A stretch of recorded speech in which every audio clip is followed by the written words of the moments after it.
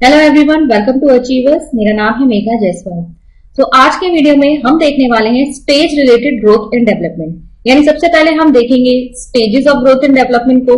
उसके बाद हम जानेंगे कि अलग अलग स्टेजेस की क्या कैरेक्टरिस्टिक्स होती है, और फिर हम ये भी देखेंगे कि उस स्टेज में किस तरह की एजुकेशन हमें प्रोवाइड करनी चाहिए। तो ये वीडियो स्टार्ट करने से पहले अगर आप इस चैनल को पहली बार देख रहे हैं तो इस चैनल को सब्सक्राइब कर लीजिए, साथ ही साथ बेल आइकन को टैप कर लीजिएगा, जिससे कि मेरे अगर कोई भी न्यू वीडियोस आते हैं तो उनके नोटिफिकेशंस आपको मिल जाए। अगर आपको इस चैनल पे कराया गया कंटेंट पसंद आ रहा है और आप सिस्टमैटिक तरीके से मुझसे सीटेट या किसी भी अन्य स्टेट टीईटी एग्जाम के लिए पेडागोजी मुझसे पढ़ना चाहते हैं तो आप हमारे अचीवर्स ऐप को डाउनलोड कर सकते हैं। अचीवर्स ऐप का डाउनलोड करने का लिंक जो है वो नीचे डिस्क्रिप्शन बॉक्स में दिया है। इसके अलावा आप किसी भी तरह का ऑनलाइन टेस्ट अगर प्रैक्टिस करना चाहते हैं, मतलब अगर आपको सीटेट के प्रीवियस ईयर के जो ऑनलाइन टेस्ट पेपर्स हैं या क्वेश्चंस हैं उनको प्रैक्टिस करना है, तो उसके लिए भी आप हमारे ऐप पर आ सकते हैं। और ऑनलाइन टेस्ट का डायरेक्ट लिंक जो है वो भी मैंने नीचे डिस्क्रिप्शन बॉक्स में दे दिया है। इसके अलावा सीटेट का एक स्पेसिफिक कोर्स इस समय ऐप पर चल रहा है, और अगर आप इसे अवेल करना चाहते हैं तो इस समय नवरात्रि ऑफर चल रहा है, और इस ऑफर में जो सीटेट की कोर्स प्राइस है वो बहुत कम हो गई है। तो प्लीज चेक द कोर्स, और अगर आपको कंटेंट अच्छा लग रहा है तो अचीवर्स ऐप को डाउनलोड कीजिए और इस कोर्स को जरूर परचेज कीजिए। चलिए स्टार्ट करते हैं फिर अपना वीडियो। सबसे पहले बात करते हैं हम stages of growth and development के बारे में, यानी कि जो आपके वृद्धि और विकास के जो चरण होते हैं वो किस तरीके से होते हैं। तो यहाँ पर देखिए, सबसे पहला आपका स्टेज है स्टेज 1 प्री नेटल यानी प्री बर्थ स्टेज, जिसे आप क्या कहते हैं, गर्भावस्था। जब बच्चा माँ के पेट में होता है, तो जब माँ कंसीव कर जाती है तो ये अवस्था जो है कहलाती है आपकी गर्भावस्था।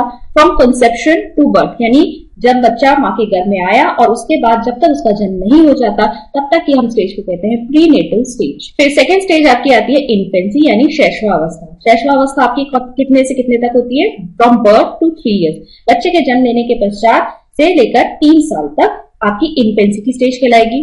फिर होती है आपकी चाइल्डहुड स्टेज, यानी कि आपकी बाल्यावस्था। बाल्यावस्था आपकी वैसे तो आएगी 4 से 12 साल तक, लेकिन इसको हम 2 कैटेगरीज में डिवाइड कर सकते हैं, early childhood and later childhood. Early childhood जिसे हम प्रारंभिक बाल्यावस्था कहते हैं, इसे आप प्री स्कूल ईयर्स भी कहते हैं। ये आपकी लाई करती है 4 से 6 ईयर्स तक, यानी 4 वर्ष की आयु से लेकर 6 वर्ष की आयु तक जो है वो आपके बच्चे किसमें आएंगे, अर्ली चाइल्डहुड स्टेज में।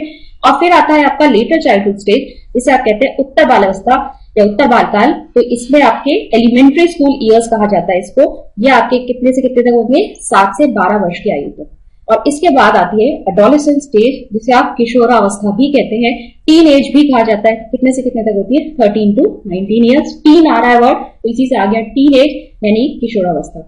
इसके बाद मैच्योरिटी आ जाती है, जिसे आप प्रौढ़ावस्था भी कहते हैं। तो चलिए अब हम देखते हैं एक एक करके इन सभी स्टेजेस को कि इनमें किस तरीके की कैरेक्टरिस्टिक्स हमें देखने को मिलती है और किस तरह की एजुकेशन हमें पे प्रोवाइड करनी चाहिए। सबसे पहले बात करेंगे इन्फेंसी की, यानी शैशवावस्था जो होती है आपकी from birth to 3 years. Characteristics अगर आप देखेंगे यहाँ पर, तो सबसे पहले देखिए यहाँ रैपिड फिजिकल डेवलपमेंट होता है, यानी बहुत तेजी से यहाँ शारीरिक विकास होता है। 3 वर्ष की आयु तक हमें बच्चे के अंदर बहुत ज्यादा डेवलपमेंट देखने को मिलेगा। उसके भार में, उसकी लंबाई में बहुत ज्यादा वृद्धि हमको देखने को मिलती है। उसकी जो सेंस ऑर्गन्स होते हैं वो काफी स्ट्रांग होते चले जाते हैं, ठीक है, वो अच्छे से वर्क करना शुरू करते हैं। उसकी मांसपेशियां, उसकी हड्डियां, वो सब मजबूत होने लगती हैं। तो ये रैपिड फिजिकल डेवलपमेंट यानी काफी तेजी से हमें शारीरिक विकास इस अवस्था में देखने को मिलता है। फिर सेकंड की अगर हम बात करें तो रैपिड मेंटल डेवलपमेंट, यानी मानसिक विकास जो है, यानी जो आपकी मेंटल कैपेबिलिटीज है वो काफी तेजी से डेवलप करती है। इसमें आते हैं आपकी includes imagination, attention, perception and sensation. Hindi में इसको हम कहते हैं ध्यान देना, ठीक है। बच्चा आपने देखा होगा खिलौनों से जब खेलता है तो क्या करता है, खिलौने को अगर आप बार बार टेबल पे उसके सामने रख रहे हो, वो उसको गिरा रहा है, फेंक रहा है, और बहुत देर तक वो उसको देखता ही रहता है, उसके ऊपर ध्यान लगाता है। तो एक्चुअली उसको समझने की कोशिश कर रहा है, ठीक है, कि कोई चीज उसके सामने रखे उसको फेंक रहा है कि मैं इसको ऐसे फेंकूं तो किस तरीके से आवाज आ रही है, मैं दूसरी तरीके से फेंकूं तो कैसी आवाज आ रही है। तो ध्यान देना, इमेजिन करना, कल्पना करना, परसेप्शन, प्रत्यक्षीकरण करना, सेंसेशन, संवेदना, ठीक है, ये सारी चीजें जो इमोशंस होते हैं, जो संवेदनाएं होती हैं, ये सब जो है विकसित होने लगती है। तो रैपिड मेंटल डेवलपमेंट भी हमें बच्चे के अंदर देखने को मिलता है इस स्टेज में। फिर थर्ड हम बात करेंगे रैपिड लर्निंग। बच्चों की जो लर्निंग होती है वो इस स्टेज में बहुत ही तेजी से होती है। अगर आप बच्चों को सिखाना चाहते हैं ना, इस स्टेज पे बच्चा बहुत जल्दी सीख लेता है, तो रैपिड लर्निंग होगी यहाँ पर।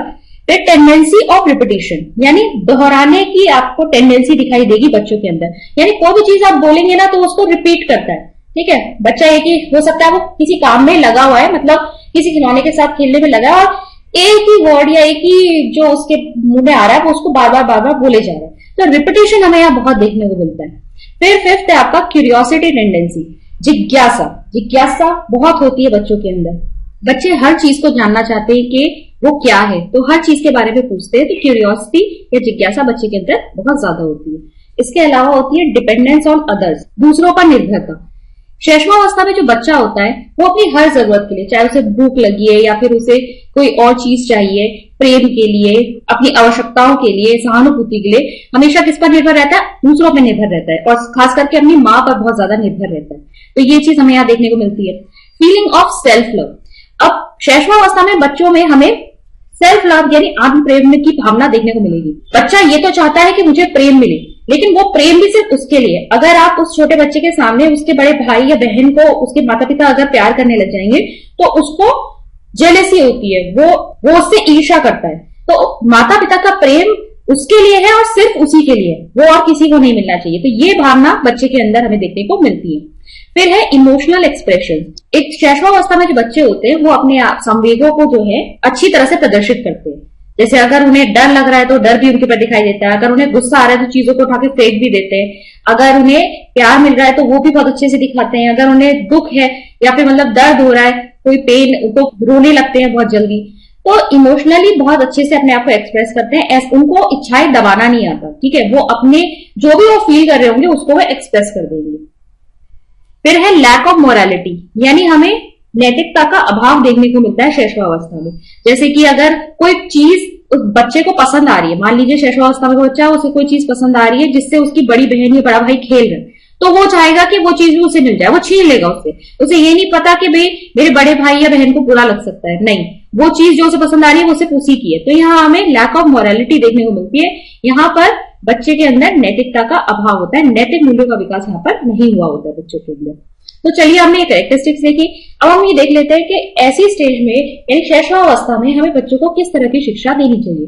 तो एजुकेशन ड्यूरिंग इन्फेंसी को पढ़ने से पहले हम वैलेंटाइन का एक यहाँ पर कथन देखेंगे। वैलेंटाइन ने कहा था कि infancy is the ideal period of learning, यानी जो शैशवावस्था होती है वो एक आदर्श समय है जहां पर हम बच्चे को कुछ भी सिखा सकते हैं। सबसे पहले देखिए, एप्रोप्रिएट एनवायरमेंट मिलना चाहिए बच्चे को, यानी हमें उसे उचित वातावरण देना है। देखिए, एक शिशु का विकास तभी होगा जब वो एक शांत, एक पीसफुल एनवायरमेंट में रहेगा, एक स्वस्थ, एक हेल्दी और एक सेफ और सिक्योर एनवायरमेंट में रहेगा, तभी वो चीजों को सीख सकता है। तो एप्रोप्रिएट एनवायरमेंट प्रोवाइड करना सबसे पहला काम होता है हमारा शैशवावस्था में। इसीलिए अगर आपने देखा भी होगा तो जो बिल्कुल नर्सरी वगैरह की क्लासेस या आजकल तो प्ले स्कूल्स हो गए हैं, वहां पर जो एनवायरमेंट बनाया जाता है वो इस तरीके से बनाया जाता है कि बच्चों के अनुकूल हो, ठीक है ना। वहां पे गेम्स रखे होंगे, ब्लॉक्स रखे होंगे, टॉयज रखे होंगे, क्लासरूम्स को भी बहुत कलरफुल बनाया जाता है, खेल खेल में उन्हें सिखाने की कोशिश की जाती है, उनके प्ले ग्राउंड होते हैं। तो एनवायरमेंट अच्छा बनाया जाता है जिसमें बच्चा सीख सके। फिर देखिए, सेकेंड है प्रॉपर न्यूट्रिशन। हमने देखा कि यहाँ पर बच्चे की फिजिकल ग्रोथ बहुत तेजी से हो रही है, तो यहाँ पर बच्चे को प्रॉपर न्यूट्रिशन मिलना भी बहुत जरूरी है। यहाँ पर प्ले स्कूल्स पे भी यही देखा जाता है कि टीचर जो है बच्चों को पहले तो बस क्लास में बैठना सिखा रही है, फिर टिफिन खोल के कैसे खाना है, प्रॉपर चीजें क्या खानी है, फ्रूट्स मंगवाए जाते हैं उनसे, क्या फ्रूट्स खाइए। तो प्रॉपर न्यूट्रिशन का यहाँ पे ध्यान रखा जाता है। फिर देखिए, अफेक्शनेट बिहेवियर। बच्चों को सिखाने के लिए हमें उनके साथ बहुत ही अफेक्शनेट होना पड़ता है, बहुत प्यार से हमें चीजों को सिखाना पड़ता है, क्योंकि बच्चे बहुत मूडी भी होते हैं, वो ऐसे ही नहीं सीख सकते। जब आप उनसे अफेक्शनेटली कुछ काम करवाएंगे या उनसे कहेंगे या उन्हें सिखाएंगे तब वो आपकी बात ज्यादा सुनते हैं। तो अफेक्शनेट बिहेवियर होना चाहिए यहाँ पर टीचर्स का और जो भी और स्कूल में जो भी लोग बच्चों के कांटेक्ट में आ रहे हैं। फिर नेक्स्ट है आपका अपॉर्चुनिटी फॉर सेल्फ डेमोन्स्ट्रेशन, आत्म प्रदर्शन का अवसर। तो बच्चा क्या करना चाहता है, ठीक है, उसकी इच्छा क्या है, उसके लिए हमें उसे स्वतंत्र छोड़ देना चाहिए। उसे ऐसे कार्य देने चाहिए जहां पर वो अपने आप को व्यक्त कर सके कि वो कैसा चाहता है, क्या सोच रहा है, उसके मन में क्या चल रहा है। तो उसको वो अपॉर्चुनिटी हमें वहां प्रोवाइड करनी है। फिर है आपका फॉर्मेशन ऑफ गुड हैबिट्स, यानी अच्छी आदतों का निर्माण। तो बच्चों में हमें अच्छी आदतों का निर्माण भी इसी स्टेज पे करना होता है, उन्हें गुड हैबिट सिखानी होती है।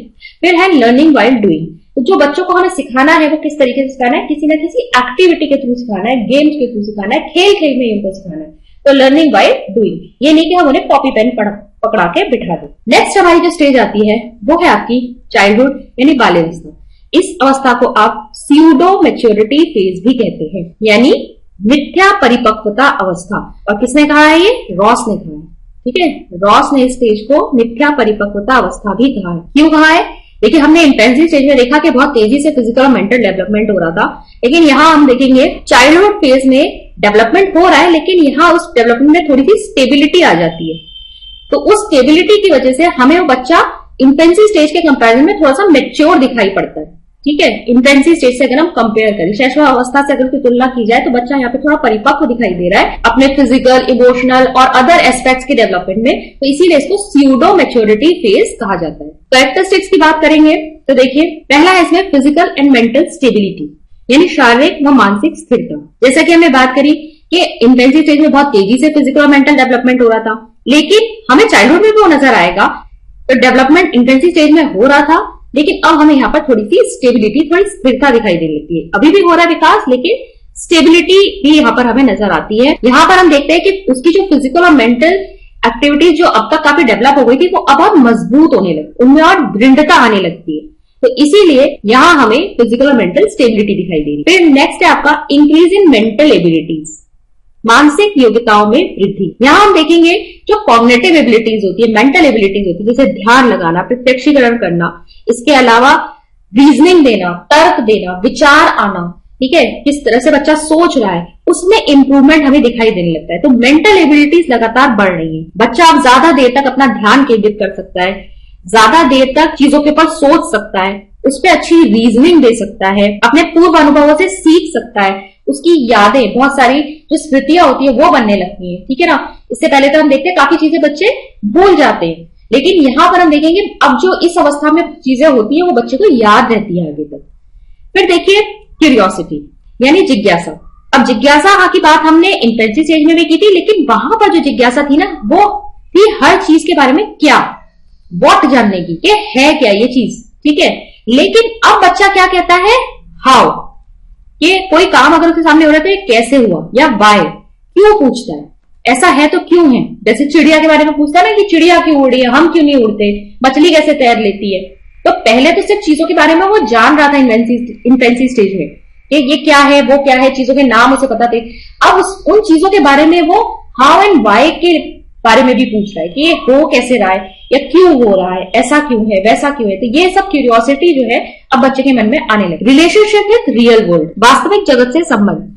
शैशवावस्था में जो बच्चा होता है ना, वो सिर्फ अपने में खेलना पसंद करता है। अगर आप उसे एक खिलौना लेके बिठा दोगे तो वो उसी में खेलता रहेगा, उसके ज्यादा दोस्त नहीं होते, ज्यादा सोशल सर्कल नहीं होता उसका। लेकिन यहाँ पर हम देखेंगे कि बच्चा वास्तविक जो जीवन है या वास्तविक जो जगत है उसके साथ वो संबंध स्थापित करने की कोशिश कर रहा है। पहले बच्चा अपने ही में ही खुश रहता था, अपनी ही कल्पना की दुनिया में रहता था, एनिमेटेड चीजों में ही खुश रहता था। अब वो रियल वर्ल्ड की चीजों के साथ जुड़ना चाहता है, वो समझना चाहता है, उसके आसपास जो चीजें हैं उनके बारे में जानना चाहता है। फिर देखिए pleasure in creative activity. Childhood stage में जो बच्चे होते हैं उन्हें क्रिएटिव एक्टिविटीज में बहुत इंटरेस्ट होता है, यानी रचनात्मक कार्यों में। आप देखेंगे अगर रचनात्मक कार्य भी किस तरीके के, अगर घर में कोई पेंटिंग के लिए आया है तो बच्चे उसे देखने लग जाते हैं कि किस तरीके से दीवारों पर पेंट हो रहा है, कंस्ट्रक्शन का वर्क हो रहा है, या कोई भी नल ठीक करने अगर आपके घर पे कोई आया है तो बच्चे वो ये देखने लग जाएंगे कि काम कर कैसे रहा है। तो उनको इन चीजों में बड़ा इंटरेस्ट आता है। किसी भी तरह के औजारों से कोई काम हो रहा है या बड़ों को कोई काम करते हुए देख रहा है बच्चा, तो उसको इंटरेस्ट आता है कि ये क्या कर रहे हो। तो क्रिएटिव एक्टिविटीज में उसको बहुत आनंद मिलता है। फिर है डेवलपमेंट ऑफ सोशल क्वालिटीज। यहाँ पर देखिए हम देखेंगे कि बच्चे जो है वैसे तो प्ले स्कूल्स वगैरह में जा ही रहे थे, लेकिन यहाँ चाइल्डहुड स्टेज में बच्चे जो है उनके फ्रेंड्स बनने लगते हैं, उनका सोशल सर्कल बढ़ने लगता है। बड़े स्कूल में आप उनको एडमिशन दिला देते हैं तो उनके अंदर क्या होता है, अब सोशल क्वालिटीज जो है वो डेवलप होने लगती है, यानी सामाजिक गुणों का विकास होने लगता है। अपने विद्यालय में अपनी कक्षा के छात्रों के साथ समूह का सदस्य बनते हैं वो, और इसी के साथ साथ वो बहुत सारे सामाजिक गुण भी सीखते हैं। कैसे, जैसे कोऑपरेशन की भावना उनके अंदर आती है कि साथ में मिलकर कैसे काम करना चाहिए, आज्ञाकारिता आती है उनके अंदर, ओबीडियंस आता है कि हमें टीचर की बात माननी है, सहनशीलता आती है, आप हमेशा आपके मन में जो आ रहा है वो नहीं कर सकते। जैसा बच्चा घर में अपने मन का करता है वैसा आप स्कूल में नहीं कर सकते, स्कूल में आपको रूल्स के साथ चलना पड़ेगा। तो वो रूल्स बच्चे सीखते हैं। तो दूसरे के प्रति बच्चे के अंदर सहानुभूति भी आती है कि अपने फ्रेंड की मुझे मदद करनी है, अगर वो किसी प्रॉब्लम में है तो मैं उसकी हेल्प करूं। तो इस तरह की सोशल क्वालिटीज जो है बच्चे के अंदर डेवलप होती है। फिर डेवलपमेंट ऑफ मॉरल ट्रेट्स, बच्चों के अंदर नैतिक मूल्यों का भी विकास होता है। जब बच्चा 6 से 7 साल का होता है तो उसके अंदर अच्छे बुरे की परख करना आ जाता है, इस बात का ज्ञान हो जाता है उसे अच्छा क्या है बुरा क्या है। इसके अलावा ऑनेस्टी और जो आपके अदर सोशल वैल्यूज होती है वो सब भी बच्चा सीख जाता है। तो मॉरल ट्रेट्स का विकास जो है इस स्टेज में होता है। फिर है डेवलपमेंट ऑफ एक्सट्रोवर्ट पर्सनैलिटी, बहिर्मुखी व्यक्तित्व का विकास। जैसा कि मैंने अभी पहले भी बताया कि शैशवावस्था में बच्चा अपने में ही खुश रहता है, अपने ही टॉयज के साथ, वो अपने ही घर में रहता है, वो सीमित उसका दायरा होता है, तो वहां पर वो इंट्रोवर्ट सा होता है। लेकिन जैसे जैसे चाइल्डहुड स्टेज में बच्चा आता है, आसपास अपने समाज के साथ जुड़ता है, लोगों के साथ मिलना जुलना शुरू करता है, तो उसकी पर्सनालिटी भी क्या होती है, बहिर्मुखी होती जाती है। तो एक्सट्रोवर्ट पर्सनालिटी का डेवलपमेंट होता है। इसके अलावा अपने इमोशंस पर कंट्रोल करना आ जाता है बच्चे को, ठीक है, अपने संवेगों पर कैसे नियंत्रण रखना है। पहले बच्चा क्या कर रहा था, उसे जैसा जो फील होता है वो अपने आप से एक्सप्रेस कर दे रहा था, लेकिन चाइल्डहुड स्टेज में आके बच्चे को समझ में आ जाता है कि मुझे किन इमोशंस को एक्सप्रेस करना है, किन इमोशंस को दबाना है। अच्छी और बुरी भावनाओं के बीच वो अंतर करने लगता है। अगर उसके अंदर कोई गलत, कोई जेलसी वाली भावना आ रही है तो उसे पता है कि भाई मुझे जेलस फील नहीं करना है, तो वो उसका दमन करने की कोशिश भी करता है। फिर है टेंडेंसी ऑफ एक्विजिटिवनेस, संग्रह करने की प्रवृत्ति। इस अवस्था के बच्चों में हमने देखा है कि कुछ ना कुछ संग्रह करने की प्रवृत्ति दिखाई देती है। आपने देखा होगा आसपास अपने जो चाइल्डहुड स्टेज में बच्चे होते हैं, वो कभी कुछ कलेक्ट करते, किसी को कॉइन्स कलेक्ट करना, किसी को स्टैम्प कलेक्ट करने की इच्छा होती है। कई लोग अपनी गुड़ियाएं बहुत सारी रखते हैं, गुड़िया कलेक्ट करने की इच्छा होती है। कई लोग अपनी जो की चेन्स होते हैं उनको कलेक्ट करते हैं। और आजकल तो बहुत वो कार्ड्स वगैरह चल गए हैं, पता नहीं किस तरह के पोकेमॉन्स और उन सबके कई लोग कार्ड्स कलेक्ट करते हैं। तो ये टेंडेंसी भी हमें स्टेज देखने को मिलती है। फिर है चेंज इन इंटरेस्ट, रुचियों में परिवर्तन। इस स्टेज में हम देखेंगे कि बच्चों की जो रुचियां होती है उनमें निरंतर परिवर्तन हो जाता है। कभी वो कहेंगे हमें डॉक्टर बनना है, कभी वो कहेंगे हमें टीचर बनना है। उनके सामने जो आता है वो उससे कभी कभी प्रभावित हो जाते हैं और उन्हें लगता है कि मुझे ये बनना है, मुझे वो बनना है। उनके इंटरेस्ट या उनकी रुचियों में निरंतर परिवर्तन होता रहता है। और फिर है आपका last interest in group game, यानी जो समूह के खेल, सामूहिक खेल होते हैं, उनमें बच्चों का इंटरेस्ट या रुचि जागती है। जैसा कि हम शैशवावस्था में देख रहे थे, वहां बच्चा अपने में ही खेलता था, केवल उसके सामने खिलौने रख दिए जाए, अकेला भी वो खेल सकता था। लेकिन अब जो है बच्चे ग्रुप गेम्स में हिस्सा लेने में बहुत रुचि लेते हैं। चलिए अब देख लेते हैं कि एजुकेशन हमें चाइल्डहुड स्टेज में किस तरह की प्रोवाइड करनी चाहिए। तो सबसे पहला है एम्फेसिस ऑन लैंग्वेज डेवलपमेंट, भाषा ज्ञान पर बल। तो यहाँ पर आपने देखा होगा कि बच्चों को स्कूलों में यहाँ से हम इंग्लिश, हिंदी या जो भी उनकी रीजनल लैंग्वेजेस होती है वो सिखाना शुरू कर देते हैं, क्योंकि यहाँ से बच्चे का लैंग्वेज डेवलपमेंट स्टार्ट हो जाएगा। तो यहाँ पर हम लैंग्वेज डेवलपमेंट की बात करेंगे पहले। फिर है yoga and exercises in school, क्योंकि यहाँ पर फिजिकल डेवलपमेंट अभी भी हो रहा है कि मेंटल एबिलिटीज भी धीरे धीरे इंक्रीज हो रही है, स्टेबिलिटी आ रही है उनमें। तो हमें क्या करना है यहाँ पर, योगा और एक्सरसाइजेज, जिससे कि उसका जो फिजिकल हेल्थ है, उसका मेंटल हेल्थ है, वो प्रॉपर होता रहे, वो प्रॉपर रहे और आगे डेवलप होता रहे। उसके लिए हमें योगा और एक्सरसाइजेज लानी चाहिए स्कूल में। फिर education through play and activity, खेल या क्रियात्मक जो आपके कार्य होते हैं उनके थ्रू हमें बच्चों को एजुकेशन प्रोवाइड करनी है। इसीलिए आप देखोगे आजकल स्कूल्स में बहुत ज्यादा एक्टिविटीज कराई जाती है, जो भी सब्जेक्ट है उसके साथ कुछ ना कुछ प्रोजेक्ट या एक्टिविटी जोड़ दी जाती है ताकि बच्चे उस पर इंटरेस्ट लें और खेल खेल में कुछ ना कुछ सीख लें। फिर है क्यूरियोसिटी शुड बी सेटिस्फाइड, बच्चे अगर कुछ भी आपसे पूछ रहे हैं बड़ों से, कोई उनकी जो जिज्ञासा है, तो उसको शांत करना बहुत जरूरी है, उसे संतुष्ट करना बहुत जरूरी है। उनके क्वेश्चंस का आंसर दीजिए, उनको टालिए मत। फिर है सोशल एक्टिविटीज, यानी सामाजिक गतिविधियां, क्योंकि यहाँ पर बच्चे सोशल होने लगते हैं तो यहाँ हमें सोशल एक्टिविटीज जरूर देनी चाहिए जहां पर बच्चे ग्रुप्स में काम करें। और ग्रुप्स में काम करेंगे तो बच्चों के अंदर जो सामाजिक मूल्य है, जो सामाजिक गुण है, उनका विकास होगा। किस तरीके से हमें कोऑपरेटिवली काम करना चाहिए, सहानुभूति, प्रतिस्पर्धा यानी कि कॉम्पिटिटिवनेस आती है बच्चों के अंदर, और इसके साथ आत्मनियंत्रण आता है, अनुशासन आता है। तो ये सारे अगर हमें सोशल जो उनके अंदर कैरेक्टरिस्टिक्स है या आप कह लीजिए ट्रेट्स है, अगर वो बच्चों के अंदर डेवलप करने हैं तो हमें सोशल एक्टिविटीज भी उन्हें देनी चाहिए। फिर है अरेंजमेंट ऑफ क्रिएटिव वर्क, यानी कि रचनात्मक कार्यों का भी हमें प्रबंध करना चाहिए। तो क्रिएटिव वर्क में हम बच्चों के लिए अलग अलग एक्टिविटीज रख सकते हैं। आजकल कभी कभी हमने स्कूलों में देखा होगा कि वीक का एक डे जो है वो एक्टिविटी डे भी बना देते हैं, ठीक है ना, उसके या फिर लास्ट के 2 पीरियड जो है वो एक्टिविटी के लिए रख देते हैं, जहां पर बच्चे अपने मन की कोई एक्टिविटी सिलेक्ट कर सकते हैं और वहां पर जा सकते हैं। जैसे कुकरी रख दी जाती है, या रंगोली मेकिंग हो गया, या आपका हैंडीक्राफ्ट का हो गया, या फिर आप स्पोर्ट्स में अगर इंटरेस्टेड है तो वो, अगर कोई गेम्स में इंटरेस्टेड है तो वो 2 स्पोर्ट्स का पीरियड तो होगा ही, साथ ही साथ एक्टिविटी पीरियड में आप जाकर वहां खेल सकते हैं। तो कुछ ना कुछ क्रिएटिव वर्क के लिए भी अरेंजमेंट करना चाहिए हमें एजुकेशन में। फिर है मॉरल एजुकेशन, यानी नैतिक शिक्षा। ये माना जाता है पियाजे के अनुसार कि 8 साल तक का जो बच्चा है उसके अंदर नैतिक मूल्यों का निर्माण हो जाता है और साथ ही साथ जो समाज के नैतिक नियम है उन पर वो भरोसा करने लगता है। तो हमें क्या करना है, इस स्टेज में बच्चों को मॉरल एजुकेशन प्रोवाइड करनी है। इसीलिए मॉरल साइंस वगैरह एज ए सब्जेक्ट भी जोड़ा जाता है, ठीक है, चाहे वो रीडिंग का सब्जेक्ट ही क्यों ना हो, लेकिन उसे जोड़ा जाता है ताकि बच्चों के अंदर मॉरल वैल्यूज डेवलप हो। फिर है को करिकुलर एक्टिविटीज, पाठ्य सहगामी क्रियाएं, तो इनका भी अरेंजमेंट होना चाहिए ताकि अगर बच्चों के अंदर जो मानसिक शक्तियां हैं या फिर ऐसा कोई छुपा हुआ टैलेंट है बच्चों के अंदर जो ऐसे बाहर नहीं आ पा रहा है, तो वो को करिकुलर एक्टिविटीज के दौरान बाहर आए, जिससे बच्चा अपने टैलेंट को सही दिशा दे सके। फिर है एक्सपोजिशन ऑफ इमोशंस, संवेगों के प्रदर्शन का अवसर। तो बहुत जरूरी है कि हम कुछ इस तरह की एक्टिविटीज भी अपने एजुकेशन सिस्टम में रखें जहां पर बच्चे अच्छी तरीके से अपने इमोशंस को एक्सप्रेस कर पाए, क्योंकि अगर इमोशंस दबे हुए रह जाते हैं तो वो बच्चे के अंदर बहुत तरह की प्रॉब्लम्स क्रिएट कर सकते हैं। फिर है education should be based on child psychology. एक बच्चे के मनोविज्ञान को समझते हुए हमें बच्चों के लिए एजुकेशन को प्लान करना चाहिए। इसीलिए जो आप देखेंगे कि करिकुलम डिसाइड होता है, ठीक है, वो क्लास वाइज किस तरीके का, मतलब क्लास 6 के बच्चे को क्या क्या पढ़ाया जाएगा, वो पहले से ही जानते हैं कि भाई हम के ग्रोथ एंड डेवलपमेंट के हमने सिद्धांत पढ़ रखे हैं, हम जानते हैं कि किस स्टेज में कितना डेवलपमेंट बच्चे को चाहिए, किस फील्ड में, तो उस टाइप के एक्टिविटीज को ही करिकुलम में इंक्लूड किया जाता है एक स्पेसिफिक क्लास के लिए। तो क्लास 6 का करिकुलम अलग होगा, क्लास 8 का करिकुलम अलग होगा, या क्लास 10 का करिकुलम अलग होगा। तो वो इसीलिए होता है क्योंकि हम देखते हैं कि डिफरेंट क्या हम एक्टिविटीज हर पर्टिकुलर क्लास के बच्चों के लिए इंक्लूड कर सकते हैं ताकि उनका प्रॉपर डेवलपमेंट और ओवरऑल डेवलपमेंट, सर्वांगीण विकास हो पाए। तो आज की वीडियो में हम बस 2 स्टेजेस कवर करेंगे और जो थर्ड स्टेज है हमारी एडोलसेंस स्टेज, इसे कवर करेंगे हम नेक्स्ट वीडियो में। तो आज की वीडियो में बस इतना ही, मिलते हैं नेक्स्ट वीडियो में। Thank you.